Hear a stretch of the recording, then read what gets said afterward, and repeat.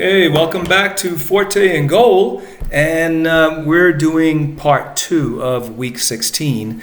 I realize I might be running my mouth a little too much, so I need to go ahead and give you guys a little less information. Otherwise, the video is longer than I would like it to be. So I'm going to skip some of the stats for the teams or the games that I don't think are really worth going into in too much detail. Sorry for you guys that like those teams a ton. But the stats are out there for you to see anyway, so I'm not making these things up. So anyway, without further ado, the next game that we have up is the Chargers against Houston. The game is in Houston. These teams are in completely different directions, completely different places. The Chargers are in second place in the AFC West, and they have an 8-6 record. And meanwhile, Houston is in last place in the AFC South. Or excuse me, they're in third place in the AFC South. So gives you some idea of where they're at exactly. Like I said, not really worth talking about, but I will highlight a couple of things that I think are really interesting. So there's not a lot that's interesting about the Houston Texans. I'm sorry. The team just isn't playing great football, but they've had their moments. I mean, they do play with some fight. They do play with some pride. I'm not really sure where that comes from. Maybe it's just the competitiveness of the individuals playing on the field, or maybe they're playing for their jobs. It's any number of things. But their rookie Davis Mills has played good football. In the beginning of the season, it looked like Tyrod Taylor was going to be magical. He was going to revert to his best T-Mobile days when he was in Buffalo. And then he had some injuries, and since that time, they've had a couple of different guys step in and start. But Davis Mills has really surprised. I mean, he's coming on, and he's played well enough that now I think the Texans feel like, look, he could be the quarterback of the future. Let's give this guy, more opportunities this season and see what they've got. Speaking of what they've got a huge situation with Deshaun Watson. There was talk about them trading him, and then despite teams stepping up and giving what the Texans said they were willing to deal him for, they backed away. So I'm not 100% sure what the Texans are trying to do with Deshaun. I mean, clearly the case and the fact that he didn't really want to stay in Houston, with the Texans any longer are, playing into this. But this Charger team is playing good football. They've got a real budding star there in Justin Herbert. Sometimes it's a little bit off, and that'll affect the execution of plays. But Staley is a good coach. The defense is strong. They can play with anybody when they're healthy, and the offense is able to play with anybody as well, especially when Herbert is on target, which is most of the time. This is a good team.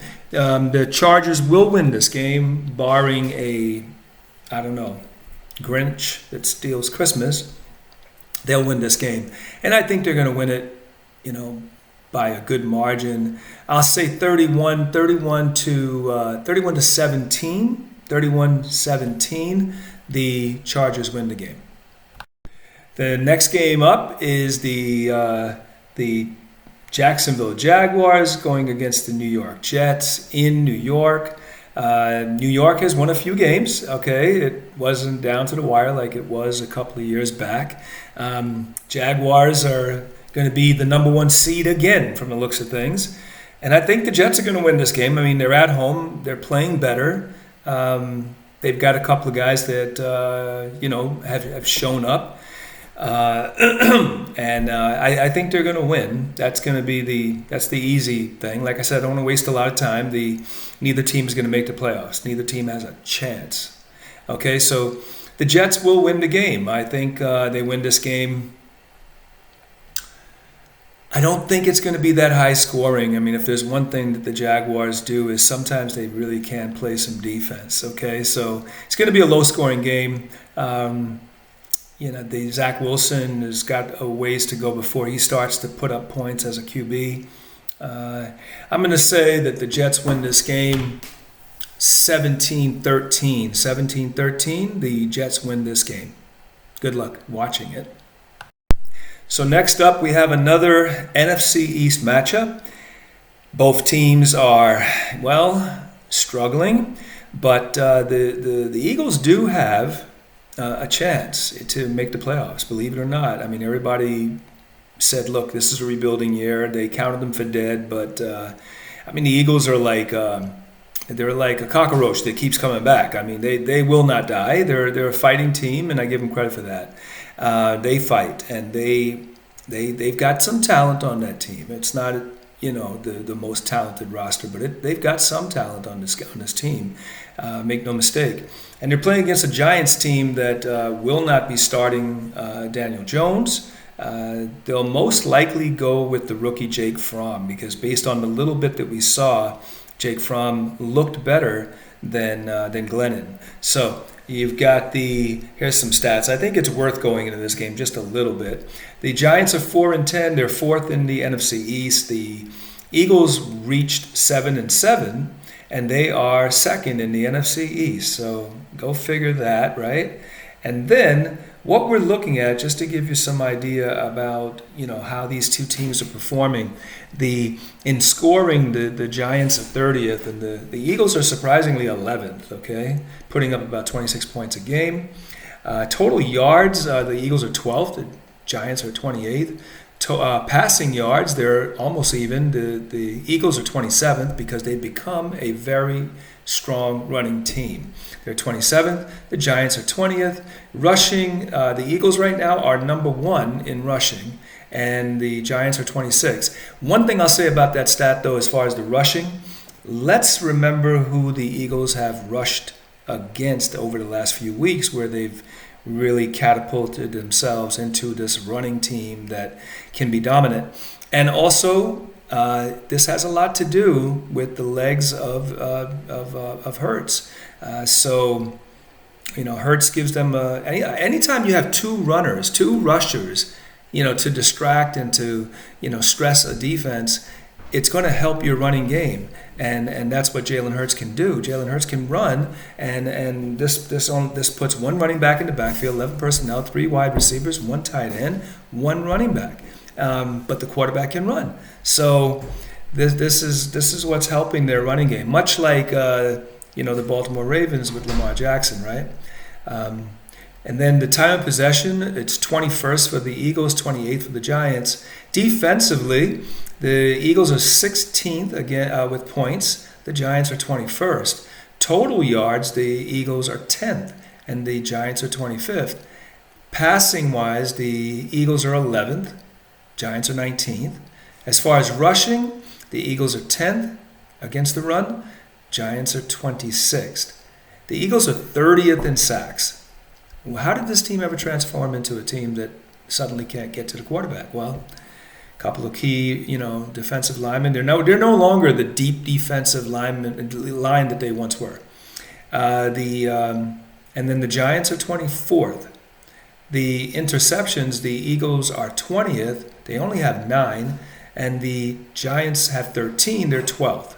So this gives you some idea of both of these teams. I think the stats are very true in this instance. The game is, like I said, in Philadelphia. Neither team, in my opinion, will make the playoffs, although the Eagles have a very realistic shot.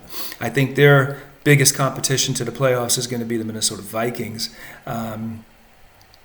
But I do like the Eagles having a chance here. I hope that they don't, but they have a chance. Most likely, like I said, to be the Vikings.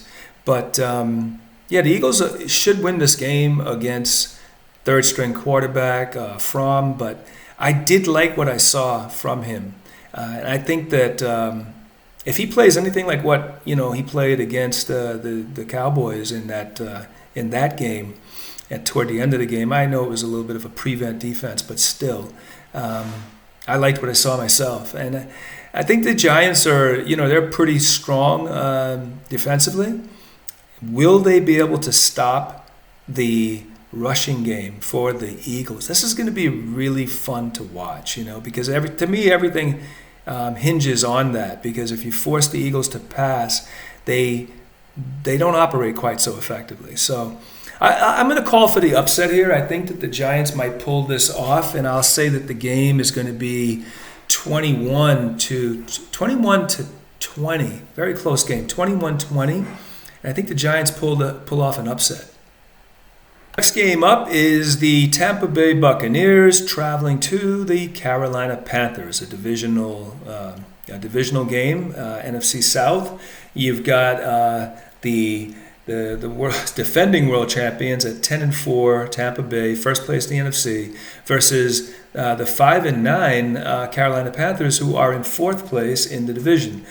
They are at home. I'm not going to get into this game too much because I think we know, how this game's going to come out. The Panthers have no chance at the playoffs, and the Buccaneers, they're going to be out for blood after losing to the Saints. They're going to be a tough team to beat this week, even with their top two receivers, Mike Evans and Godwin, both out of the game. I think they get AB back this week. They still have Gronkowski, Brate, and O.J. Howard, plus that strong offensive line. Not to mention, even though they've probably going to lose Fournette for this game, they still have Ronald Jones, and they brought in Le'Veon Bell. So I don't think Le'Veon will get a lot of time, but, he's going to be available. So, this is a guy who's a former All-Pro, and he can catch out of the backfield. So you're talking about a team that they're far from being broken. Okay, the defense is still good. They're still going to be aggressive. They're going to put a lot of pressure on the Carolina quarterbacks, no matter who it is, whether it's Cam Newton, whether it's PJ. What's that? PJ Williams, the backup quarterback, the one that came from the other league. So it's going to be an interesting game, but it's going to come down to the Tampa Bay winning the game. How much do they win the game by? Well, I don't think they're going to put up as many points. I think that Carolina is going to try to take the blueprint that other teams have had success with, and they're going to look to just get to Brady and take away his favorite targets, favorite routes. They're going to do that. They're going to double them. They're going to challenge the receivers down the field. It's going to be closer than people think, but I expect Tampa Bay to win the game. I think they win this game 24-13. 24-13, Tampa Bay wins. Here is a game to talk about. We've got the Buffalo Bills at 8-6, second in the AFC East. Another divisional game. They're going to travel to the New England Patriots, who are 9-5, and they're first in the AFC. So, besides being a divisional game, we've got the Patriots making a case for being the best team in the AFC right now. They make a case for it. I don't really agree, but right now, they were in first place. They would have been, they would have had a bye, believe it or not. They would have had a bye had the playoffs started like a week ago. Okay? But now they find themselves in, I believe it's second place in the AFC. So then you have the Buffalo Bills, who were embarrassed a few weeks ago by the Patriots when the Patriots ran all over them. So now you better believe that the Bills are going to be out for revenge, even though it's in Foxborough. Okay, they're also playing good football. The Bills are. Let's look into the stats because you'll see what I'm talking about when I tell you these teams are both playing good football. Both teams are doing well. So points scored per game, the Bills are fourth overall, and the Patriots are 10th, mostly in the run game. You'll see that in a second. Total yards per game, the Bills are 8th, and the Patriots are 16th. Passing yards per game, the Bills are 8th, Patriots are 17th. In rushing yards, they're almost even. The Bills are 12th, the Patriots are 13th. Time of possession, 13th for the Bills, 11th for the Pats. Points against. This is defense. Points against. Look at this. Would you believe this? First for the Patriots and second for the Bills. Total yards against. Total yards against. The Bills are first. Patriots are third. Passing yards per game. Bills are first. Patriots are third. Rushing yards against.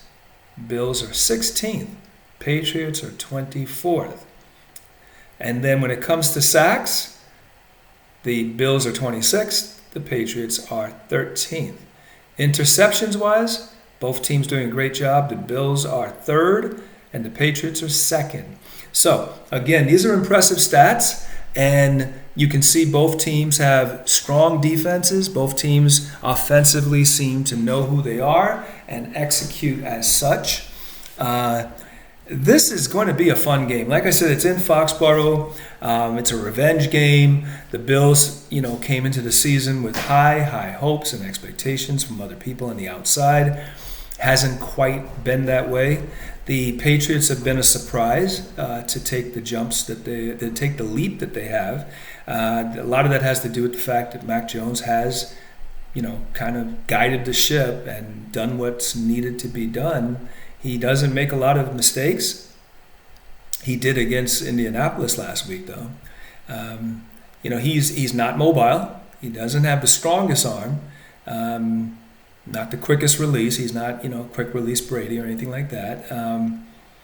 He's still a rookie and everything. So I like the Bills' chances in this game. I like what I've seen from them lately.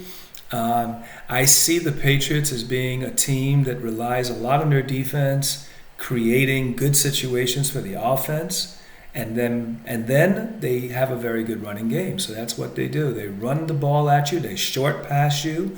They try not to make mistakes. They try not to put too much on the young quarterback. They don't really throw the ball down the field that much. They don't have great weapons to do that. I think that the Bills can challenge, that. And let's remember, the last game, the weather played a huge part in what happened and the game plan. I don't think it's going to be as big a factor in this game. I'm going to go with the Bills in this game.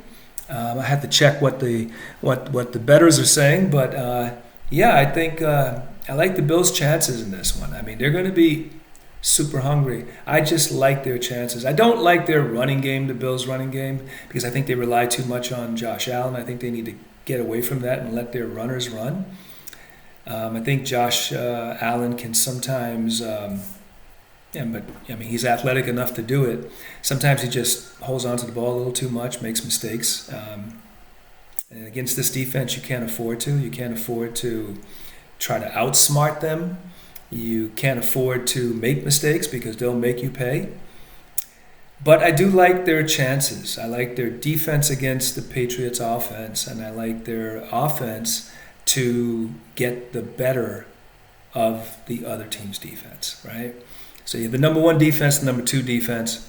I like their chances. If you heard the stats, the offense for the Bills, surpasses what the Patriots have done in almost every metric. Matter of fact, I think every metric, even running. So it's an offense that I think is capable of doing the jobs of defense that I think can hold down the Patriots. I like their chances. I think this team's going to go ahead and win. It'll be an upset to many. I think it'll be a relatively low-scoring game. I'm going to say 24-22. 24-22, the Bills win this one. Another interdivisional game, and this one is worth talking about. It's a good rivalry. You're talking about the Baltimore Ravens traveling to the Cincinnati Bengals. Both teams are 8-6. Cincinnati sits atop the division, and Baltimore is in second place. Baltimore, as we know, is a competitive team. They're pretty much always right at the top, either first or second place. They're in second place right now. They've had to overcome a lot of injuries and a lot of COVID and just a lot of change from game to game to game. Huntley has done a terrific job backing up, the Lamar Jackson, and he's also got a similar skill set as far as his mobility. So that really helps the offense not having to change things around so much. Meanwhile, the combination from Burrow to Ja'Marr Chase has been working. It's been working. Ja'Marr Chase is definitely playing outstanding football. A couple of drops. But they all receivers drop a few. But Ja'Marr has played, really good football, and it's helped this team. The Bengals play good football, and the story that's untold is really their defenses play good football as well. And Baltimore, which prides itself on having great defense, has played just good enough. Let's look at the stats, get a closer look at how these teams are actually performing, right? So this is on offense. The Ravens are 15th, and the Bengals are 9th. Total yards, the Ravens are 4th, and the Bengals are 15th. Passing, the Ravens are 12th, the Bengals are 10th. Rushing, the Ravens are high, just like you would expect. They're 3rd, and the Bengals are 20th. Time of possession, the Ravens are 1st, and the Bengals are 6th. As far as defense goes, Ravens are 20th, the Bengals are 10th. Total yards against, that's 19th for the Ravens, 16th for the Bengals. Passing yards against, the Ravens are 31st. The Bengals, meanwhile, are 4th. Sacks, the Ravens are 24th, and the Bengals are 5th. Interceptions, Ravens are 27th, and the Bengals are 16th. So there's some interesting numbers right there. The Ravens aren't so good against the pass. They're very good against the run. Both teams are very good against the run. Neither team is really, the Ravens, are not really sacking the quarterback. The Bengals are. Neither team is really getting that many interceptions. Time of possession, the Raiders can wear you down. They're 1st. The Bengals aren't bad. They're at 6th. And then the rushing game for the Ravens. We know that's what they're about. And meanwhile, passing is certainly better for the Bengals. So we did see something last week with Huntley, the way that he was able to bring the team back and almost steal the game from the Green Bay Packers. So can they win this game? Absolutely. Is this going to be competitive? Absolutely. The game is in Cincinnati, and Cincinnati is leading by all metrics. I like Cincinnati's chances in this game. I don't see them wanting to lose a game like this. This just can't happen. If you're the coach of the team, if you're anybody on the team, if you love the team, this can't happen if you're a Cincinnati Bengal, either player, coach, or fan. You just don't want this to happen. So it's going to be a super, super important divisional game, playoff implications, division crown implications. This is everything. So I think that the Bengals will rise to the occasion. Usually, you want to go with the better quarterback. I'm going to say Burrow is the better quarterback for sure. And I would say for sure, but I'm definitely going to give him the advantage. Let's just say that. I like the Bengals this season. I like them to win this game. So I'm going to say that they win it. I do think it's going to be on the higher side as far as scoring. 30-26. 30-26, the Bengals win this game. We'll take a little pause. This is the end of part 2 for the Week 16 predictions. And I'll be right back with the finishing touches of the weekend's games. Hope you guys are enjoying. If you like what you're seeing and hearing, if you're enjoying my commentary, then please like and subscribe. I do appreciate it. I wish everybody a happy holiday season, regardless of religion. Be thankful for everything that you've got, and just realize things could always be worse. Sure, they could always be better. That's what we look forward to. That's what we strive for. But Let's be happy, let's be thankful, and enjoy the holidays. Okay? Enjoy some time off. Okay, till the next time.